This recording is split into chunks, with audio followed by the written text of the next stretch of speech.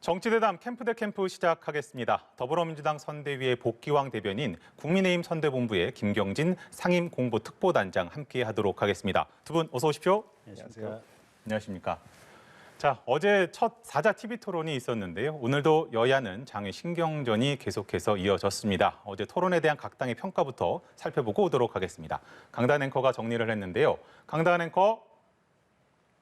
네, 40%에 육박하는 시청률을 기록하며 높은 관심 속에 열린 대선 후보들의 첫 사자 TV 토론. 그리고 그 이후 장외에선 날선 신경전이 계속해서 이어지고 있습니다. 각 정당들은 저마다의 토론 승리를 주장하며 엇갈린 평가를 내놨는데요. 먼저 더불어민주당 송영길 대표는 윤 후보가 제대로 준비가 안 돼 있었다고 꼬집었고요.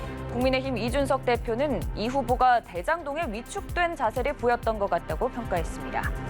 한편 정의당 심상정 후보 자신에게 후한 점수를 줄 수 있을 것 같다며 100점 만점에 80점을 줬고 국민의당 이태규 총괄 선대본부장은 안 후보의 토론을 개혁 본색이라고 요약했습니다.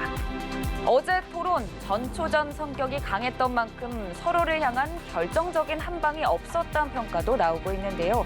이후에 진행될 토론에선 각 후보들이 어떤 승부수를 띄울지 관심이 모아지고 있습니다.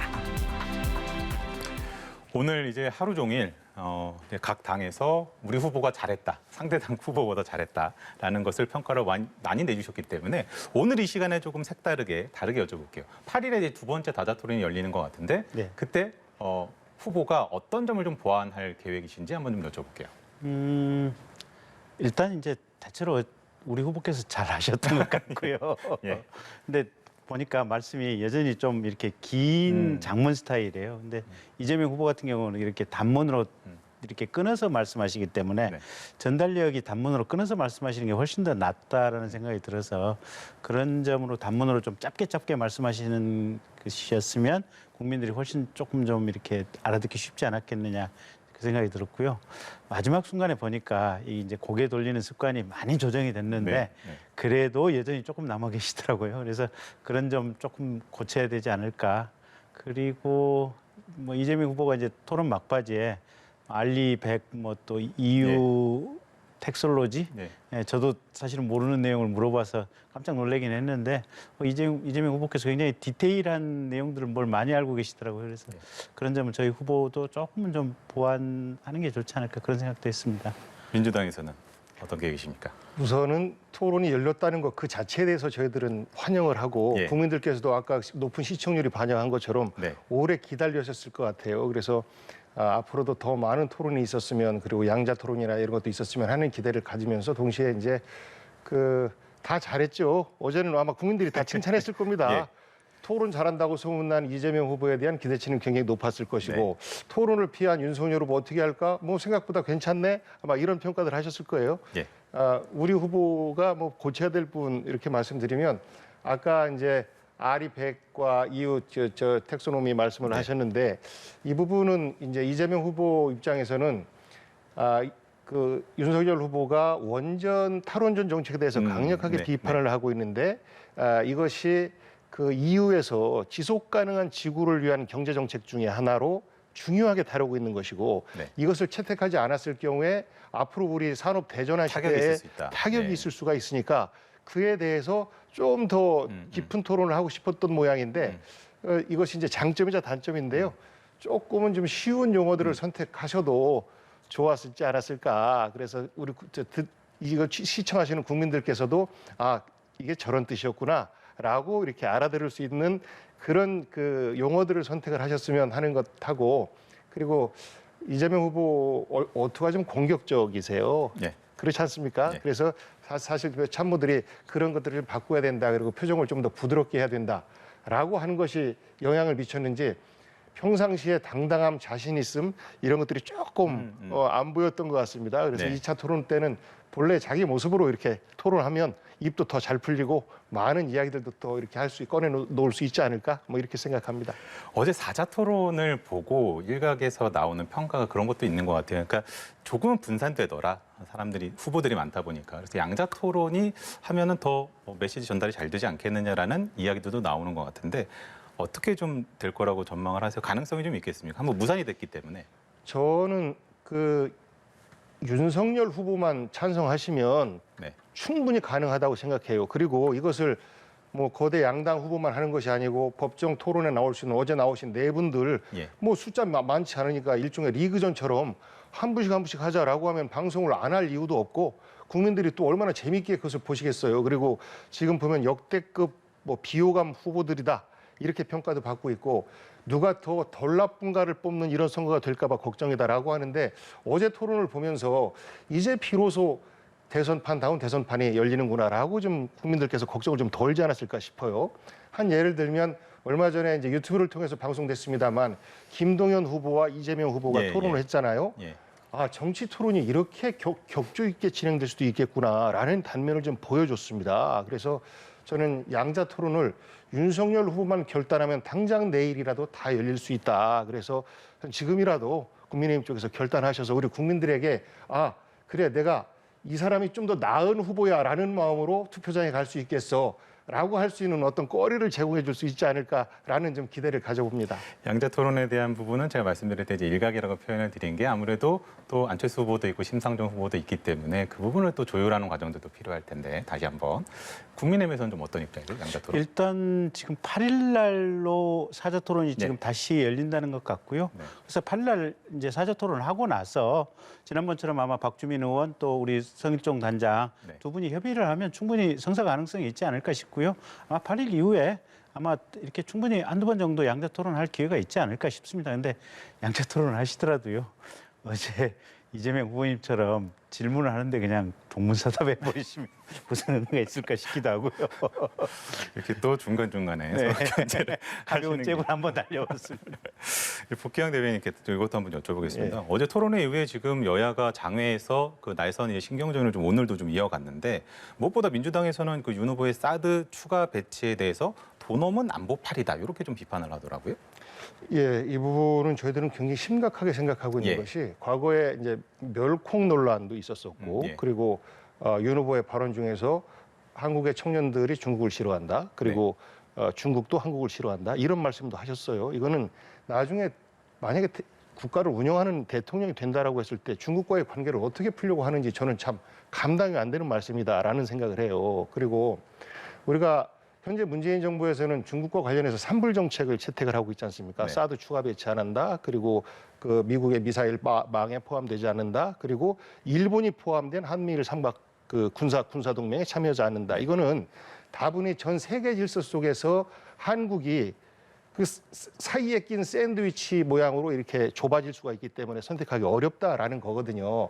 그러니까 불가피한 측면이긴 해요. 물론 우리가 안보는 미국을 중심으로 해서 혈맹 관계를 지키되 경제적 부분에 있어서는 글로벌하게 유연하게 실용적으로 대처해야 된다. 실용외교. 예. 라는 측면에서 볼 때 이 말씀은 사실 사드가 현재 안보상으로 더 추가 배치가 필요한가라는 부분에 대해서 전 그 한미연합사 사령관도 추가 배치 필요 없다 더 이상라는 말씀까지 하셨어요. 그런데 이것을 선거를 앞두고 우리 저 국민들 안보를 걱정하는 국민들에게 북한에서 미사일도 쏘고 하는 뭐 빌미는 제공하고 있지만 이것을 표를 위해서 사드 추가 배치를 얘기하는 것은 지난번 사드 사태 때 중국과의 그 무역 손실, 예. 경제 손실이 약 22조 정도다 우리가 이렇게 네. 추산을 하지 않습니까? 그런 것처럼 지금 중국에 가 있는 우리 기업들 한두 개가 아니잖아요. 그리고 그 기업에 종사하고 있는 직원들, 그 가족들까지 이야기하면 우리가 안보와 더불어서 또 경제도 또 중요한 안보인데 이걸 동시에 그 다스려야 되는 생각해야 되는 대통령의 입장에서 볼 때는 저는 매우 위험하고 부적절한 말씀이다. 그러하기 때문에 저희가 사실 안보 부분에 있어서는 좀 세게 싸움을 하자라고 주장하는 것이 표가 될지는 모르겠습니다만 저희들은 설령 표에 도움이 안 되더라도 바른 말을 해야 된다라고 생각하고 있고 이것에 대해서 우리 국민들께서도 충분히 납득하시지 않을까 싶습니다. 김경희 단장께 그 노영민 전 그 대통령 비서실장도 인터뷰에서 이제 사드 추가 배치를 고려하지 않는 게 이미 한미 간에 합의된 내용이다라고 인터뷰를 하기도 했고 이재명 후보 같은 경우는 수도권에 사드를 설치하겠다는 약속이 주민들의 삶에 어떻게 보탬이 되겠느냐 이렇게 이야기를 했거든요. 어떻게 답변하시겠습니까? 아니 근데 어제 당장의 TV 토론에서 우리 윤석열 후보께서 얘기를 했지 않습니까? 우리 대한민국 군 자체에서 고고도 미사일을 방어하기 위한 LSAM인가 그러니까 네, 사드하고 자체 개발하고 실질적으로 있는 게 있다. 똑같은 네. 기능을 하는 방어 무기 체계를 이미 개발하고 있다라고 하는 것은 이 상황 자체가 사드와 같은 고고도 미사일을 방어하기 위한 시스템은 반드시 필요하고 추가적으로 이 기능을 고도화해야 한다라는 점은 이미 지금 현재의 대한민국 군에서도 인정을 하고 있는 상황 아니겠습니까? 근데 사드 추가 배치가 필요 없다라고 이걸 어떻게 일관되게 이해를 할 수 있겠어요? 거기다가 더 나아가서 도대체 민주당은 현재의 동북아시아 군사 외교 정세를 어떻게 이해하고 있는지 모르겠어요. 최근 3년 동안 중국이 랴오닝호 항공모함 지금 해서 진수시키고 있죠. 그다음에 산동함 항공모함 지금 진수시키고 있죠. 예. 그다음에 10만 토큰 항공모함을 또 건조 중에 있습니다. 그러니까 동북아시아, 동아시아 전체가 중국으로 인해서 군비 경쟁이 장이 되고 있는데 이 모든 모멘텀은 중국으로부터 시작된 겁니다. 중국이 5개 정부로 이게 군을 재편하면서 이게 통합 체계, 그다음에 미사일이라든지 이런 항공모함 이런 데 어마어마한 지금 군비를 지출하고 있는 예. 이런 상황이고 북한은 어떻습니까? 최근에 마하-10 미사일을 개발했지 않습니까? 네. 요 직전에 지금 자료 화면에 나왔지만 하와이까지 날아가는 IRBM 개발돼서 지금 실전 훈련을 했지 않습니까? 이렇게 북한과 중국이 무기의 고도화, 공격 무기의 고도화를 하고 있는데 우리가 거기에 대응하고 있는 미사일 필요 없다? 우리 군 내부에서는 특히 고고도 미사일 방어 체계를 더 고도화하기 위한 이 시스템을 개발하고 있는 이 상태에서도 필요 없다? 도대체 그게 무슨 말입니까? 난 도대체 민주당 분들과 이재명 후보가 하시는 얘기의 맥락 자체를 이해하지 못하겠고요. 거기다가 전 청와대 비서실장이라고 하시는 노영민 실장께서는 도대체 무슨 말을 하고 계신지 저는 이해할 수가 없는 상황이고 두 번째 하나만 더 얘기 드리면 중국이 지금 아시아의 16개 국가하고 국경을 맞대고 있는 것으로 알고 있습니다. 근데 대한민국을 포함해서 대한민국 이여도 근처의 국경 분쟁을 포함해서 중국이 국경을 맞대고 있는 이 16개 국가 어느 한 국가하고도 상관없이 모든 국가하고 국경 분쟁을 하고 있습니다. 얼마 전에는 인도하고 이렇게 국경 분쟁을 하고 있고 필리핀 같은 데는요 아예 그냥 필리핀 경제 수역 아예 공해 안에 그냥 중국 배들이 들락날락 하고 있습니다. 그래서 필리핀이 F-50 우리나라 훈련기라든지 이게 다 이 T-50 사가고 있는 이유가 다 그런 이유들이거든요. 그래서 그런 상황을 이해하고 있다면 이재명 후보나 또는 민주당 노영민 후보가 도대체 우리의 국방, 우리의 안보를 튼튼히 하자라고 하는 윤석열 후보의 주장을 도대체 비판할 거리가 뭐가 있는지 저는 도대체 이해가 안 됩니다. 저거 요거 하나만 더 여쭤보고 이제 복귀한 대변인께 이제 반론하실 기회를 드리겠습니다. 노 전 실장이 윤 후보가 이제 반중 발언을 쏟아내지만 뒤에서는 몰래 중국 측에 뭐 사과성 해명을 했다라고도 이제 그런 정황을 뭐 들었다 이렇게 좀 이야기도 했더라고요. 이 부분은 어떻게 파악하고 계세요? 아니 그 구체적으로 얘기를 하라 그러십시오. 언제 어디서 만나서 정확한 무슨 얘기를 팩트를. 했는지 저런 식의 이게 말도 안 되는 얘기를 가지고 음모론을 꺼낸다고 하는 것은 전형적인 뭐랄까 민주당식의 저열한 선거운동이다 이렇게 볼 수 있는 거고요. 어쨌든 그 모든 것을 떠나서 이게 안보를 가지고 특히 아까 말씀드린 대로 중국과 북한이 이렇게 군비를 키워가고 있는 키워가고 고도화하고 있는 이 상황에서 윤석열 후보 얘기가 도대체 국익을 위해서 뭐 하나 잘못된 것이 있는지 그걸 이게 논리적으로 공박을 해보라고 그러죠. 이제 반론 기회 드리겠습니다. 사드 추가 배치에 대해서 반대를 한다는 거지 우리의 국방력을 강화하는 것을 반대하지 않습니다. 아시겠지만 지난번 이명박 박근혜 시대 때 증액된 국방비보다 문재인 정부 들어와서 증액된 국방비가 훨씬 더 높고요. 그리고 윤석열 후보 말처럼 현재 고고도 미사일 자체 개발을 위해서 노력하고 있어요. 우리 스스로 현재 노력하고 있는 겁니다. 이런 것들이 증거예요. 그래서 힘은 튼튼한 안보는 비축하되 이걸 가지고 소문낼 일은 아니다. 이것이 중국에서 여러 나라와 국경 분쟁을 일으키고 있는 거 잘 알아요. 예를 들어서 동북궁전 같이 역사 분쟁까지 일으키면서 나중에 북한이 무너졌을 때 중국의 속국으로 만들 가능성 이런 것들에 대해서 우리가 우려를 하고 있지 않습니까? 그러면 우리는 이것에 대해서 똑같이 이해는 이 눈에는 눈으로 과연 대응하는 게 옳으냐 아니면 이것을 실용적으로 접근하는 게 옳으냐. 우리는 안보는 기본적으로 중국에서도 알아요. 대한민국의 안보는 미국과 함께 가고 있다라는 것을 알고 있습니다. 그럼에도 불구하고 경제적으로 우리가 가까이 있는 나라로서 그리고 현재 우리가 수출 주도형 경제 구조를 가지고 있는데 25% 내지 30%의 수출을 교역을 중국과 하고 있는데 이런 것들까지 다치지 않게 관리하는 것 이것이 국가 지도자가 전체적으로 함께 고민해야 될 영역이다. 안보에 대해서 우리가 절대 소홀히 여기지 않습니다. 그 증거는 문재인 정부 들어서 올라간 국방비 증액에 있다. 이렇게 말씀드리겠습니다. 알겠습니다. 그러면은 이 부분은 또 다음에 또 토론을 하면 후보들끼리 또 치열하게 붙지 않을까라고 생각을 해보고 다음 주제로 한번 넘어가 볼게요. 오늘 이재명 후보가 김혜경 씨 논란에 대해서 자신의 불찰이라면서 다시 한번 또 사과를 했습니다. 국민의힘에서는 고발 조치를 했어요. 어떤 입장이세요? 예, 윤석열 후보께서 한 번은 이제 서면으로 사과하시고 또 오늘 저 백브리핑하는 이재명 과정에서 후보께서? 예, 예. 이재명 후보께서 죄송합니다. 직접 기자들 질의응답 구도로 과정에 사과하시고 또 이제 인사까지 드렸는데 이 부분은 세밀하게 관리하지 못했다라는 전체적인 지휘 책임에 있어서는 면하기가 어려운 것 같습니다. 다만 황제 의전이다라고 얘기를 하는데 그 배모 씨라는 분과 A 씨 이 두 분은 국회의원 보좌관들처럼 선거에서 당선된 선출직 지자체장이 언제든지 이렇게 보좌관으로 쓸 수 있는 임명과 또 면직을 시킬 수 있는 그런 분들이에요. 그러다 보니까 선거직이다 보니 정치를 하는 사람이다 보니 행정 이외에도 바깥에 있는 정치를 함께하는 그런 관계입니다. 그러다 보니까 이제 내밀한 부분까지도 서로 이야기하고 예를 들어서 행정 일정이 아닌 정치 일정, 누구를 만나서 향후에 내 정치적인 관계를 풀어나가야 되는데 그런 일정들 잡아요. 공관에서 혹은 뭐 자택에서 그런 일정들 잡습니다. 그런 것들을 이제 관리하는 과정에서 공과사를 제대로 선명하게 구분해내지 못한 이런 부분에 있어서의 사과를 드린 것이고요.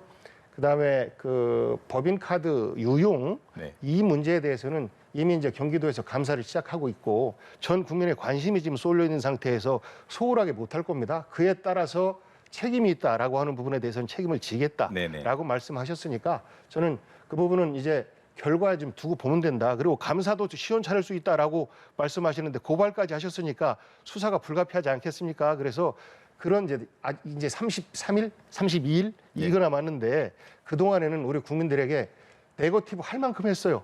이 부분도 이미 한 일주일 정도 거의 국민들에게 알렸기 때문에 다 알아요. 그래서 이제는 긍정적 이슈 중심으로 국민들에게 선택을 호소했으면 하는 그런 아쉬운 말씀을 좀 드립니다. 사실 과잉 의존 논란에서 공급 유용 그리고 의약품 대리 처방 의혹으로 조금씩 옮겨가는 그런 모습이기 때문에 이재명 후보 입장에서는 여기서 이제 사과를 하고 감사받겠다, 수사받겠다라고 밝히는 것 외에는 마뜩하게 또 추가적으로 대응할 방법이 없는 게 좀 고민스럽지 않을까. 네. 그리고 한 가지만 더 말씀드리면 저는 이제 단체장 경험이 있으니까 법인카드가 어떻게 쓰여지는지 모릅니다. 그 수많은 일정과 또 수조의 예산을 만지는데 뭐 10만 원짜리 몇만 원짜리가 어떻게 집행되는지를 어떻게 신경 쓰겠어요. 그 부분은 사실 보좌를 하는 직원들이 잘 관리를 해야 되는 부분인데 그런 부분에 있어서의 직원 관리의 잘못 이런 부분에 대해서도 포괄적으로 인정을 하고 사과를 드린 거니까요. 결과를 지켜보셨으면 좋겠습니다. 김경희 단장께 국민의힘에서는 어떤 점이 가장 좀 중요하게 밝혀져야 된다고 보시는지 하나 궁금하고 또 조광한 남양주 시장이 내로남불이다라고 또 지적한 부분이 있어요. 어떻게 들으셨어요? 아니 일단 사과를 하신 건 잘하셨죠. 근데 문제는 이 과정 전체가 지금 국민들을 속이고 있는 과정이에요. 과잉 의전, 황제 의전에 대해서 사과를 한다? 아니요. 경기도의 국고 신용카드를 이용해서 김혜경 씨가 소고기를 사 먹고 개인적으로 김혜경 씨가 초밥을 사서 드시고 김혜경 씨가 샐러드를 개인적으로 사 드시고 이런 국고 신용카드를 이용한 횡령 행위 이 범죄 행위에 대해서 사과를 해야 되는데 그 부분에 대해서 일체 얘기가 없잖아요. 경기도의 감사를 지켜보면 된다. 수사기관의 수사를 지켜보면 된다라고 얘기하는데 사실은 김혜경 씨가 얘기를 해주시면 되는 거예요.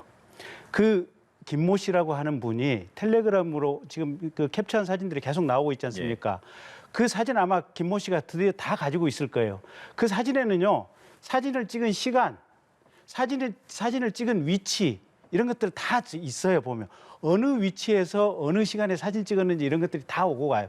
텔레그램 대화 내용을 보면 이건 그냥 김혜경 씨 드시려고 그냥 이게 경기도 카드로 갖고 가서 사가지고 갖다 드린 거예요. 누가 봐도 뻔한 것을. 김혜경 씨 스스로 그냥 김혜경 씨하고 이재명 후보 두 분이 앉아가지고 카드 경기도 법인카드 있지 않습니까? 종무과에 지급되다 이 카드 쭉 사용료가 한번 출력해가지고 야 이거 너 먹었냐? 이거 뭐 사 먹었냐? 이거 뭐냐? 요거 하나씩 체크해가지고 국민들에게 저는 이렇게 해야 된다고 봐요. 내일이라도 국민들에게 쭉 이렇게 썼습니다. 저 국고에 이 돈 반납하겠습니다. 그리고 저희들은 국민들의 어떻게 보면 이게 이미 선거에 후보로 확정이 되어 있으니 달리 심판받을 건 방법은 없고 국민들의 어떤 표와 민심으로 심판받겠습니다. 그러면서 전폭적으로 사과하겠습니다. 그리고 형사처분은 달게 받겠습니다. 이렇게 해야 저는 정당한 사과라고 봐요. 근데 지금 그냥 두 부부가 확인할 수 있는 것을 수사가 끝나기를 기다리겠습니다. 경기도 감사가 끝나기를 기다리겠습니다. 뭘 기다려요? 알겠습니다. 그러면은 복귀양 대변인께서 한 말씀 하시고 그리고 김경진 단장께서 한 말씀 더 하시는 것으로 마무리를 하도록 하겠습니다. 네. 어제 사자 토론을 보고 우리 국민들께서는 좀 긍정적인 방향으로 대선 선거 캠페인이 진행되지 않을까라고 기대를 했을 텐데 예. 또 이제 말미에 또 이런 이제 네거티브적인 부분이 나오고 물론 이제 네거티브와 의혹 해소는 좀 다른 측면이 있습니다만 이 부분에 대해서는 저희가 오랜 말씀을 드리기는 어려울 것 같습니다. 그리고 대응을 못할 수밖에 없는 것이 텔레그램 그 글을 폭로한 A 씨만 알고 있어요. 배 팀장이라고 하는 그분도 몰라요. 본인 거는 다 예전에 지웠기 때문에. 그래서 이거를 처음에 임용돼서부터 9개월 동안 다 갖고 있다가 언론사에 다 이렇게 제보를 하는 그 이유에 대해서도 저희는 참 굉장히 좀 납득이 안 가기는 하는데 그러기 때문에 저희가 일일이 해명을 하고 싶어도 내용을 알아야 해명을 하지요. 그런 부분에 대해서 좀 이해를 해 주십사 하는 말씀하고 이 부분은 이미 좀 전에 말씀드렸던 것처럼 감사와 수사 과정을 통해서 적나라하게 드러날 겁니다. 그래서 그 과정에서 의혹이 해소될 것이라고 보고 앞으로 진행되는 선거 캠페인은 저희 민주당에서는 네거티브 안 하겠다라고 공언을 했어요. 그러다 보니까 이 공보단에서 할 일이 많이 없습니다. 논평이 약하다고 사실 지지자들에게 타박도 받고 그래요. 전 그럼에도 불구하고 좀 더 나은 후보가 누구인지 우리 국민들이 선택할 수 있도록 앞으로의 32일간의 선거 캠페인 그렇게 진행할 것입니다. 그래서 우리 국민들께서 이제 그만 나쁜 이야기는 그만했으면 좋겠어. 우리도 알 거 다 알고 있어라고 생각하실 테니 알겠습니다. 판단은 다 포괄적으로 해 주시되 앞으로는 누가 더 준비되고 누가 더 대한민국을 제대로 이끌어갈 대통령 후보인가를 알리는 것 중심으로 저희 이재명 캠프와 민주당은 그렇게 노력할 것이다라는 말씀드립니다. 김경진 단장 말씀까지 듣고 마무리할게요. 일단 어제 토론을 했으니까 8일 또 토론회 하면서 정책 방향 후보들 입으로 한번 직접 들어보시고요. 저희가 하고 싶은 얘기는 이런 거예요. 옛말에 호박이 수박 안 되고 수박이 호박 안 된다는 얘기가 있거든요. 보면 사람의 본성이 과연 얼마만큼 변할 수 있을까. 근데 경기도지사의 배우자로 있을 때 이게 5급 직원, 7급 직원을 본인 가정의 공직자를 그냥 가정부처럼 산업이처럼 이렇게 부린 행위가 그러면 이분이 국가의 대통령이 됐을 때는 과연 어떤 모습으로 국정을 운영할 것인지. 성남시장으로 있을 때 몇몇의 개인들에게 경실련 추정 1조 8천억의 이익을 몰아주는 행위를 했는데 매년 600조의 예산을 집행하는 행정부의 수반 대통령이 됐을 때 그러면 이분은 얼마만큼 도덕적으로 행정부의 수반 역할을 할 것인지 특히 기재부 예산 편성 권한을 청와대로 직접 가져가겠다고까지 공언하시는 분은 과연 이분은 도대체 얼마만큼 양심적으로 대통령직을 수행할 것인지 이런 부분은 우리가 복귀양 대변인하고 저하고 토론할 때 따져봐야 되겠지 않겠습니까? 논의를 해서 국민들로 하여금 생각할 수 있는 기회를 가져야 되는 거 아니겠습니까? 그 이상도 아니고 이하도 아니다라는 말씀드리겠습니다. 알겠습니다. 네거티브와 또 그 자질 검증이 사실은 좀 구분이 애매한 면이 또 있는 것 같기도 하고요. 앞으로 또 이제 33일 남은 시간 동안 어떻게 좀 굴러갈지도 지켜보도록 하겠습니다. 오늘 캠프 대 캠프 여기서 마무리하겠습니다. 두 분 수고하셨습니다.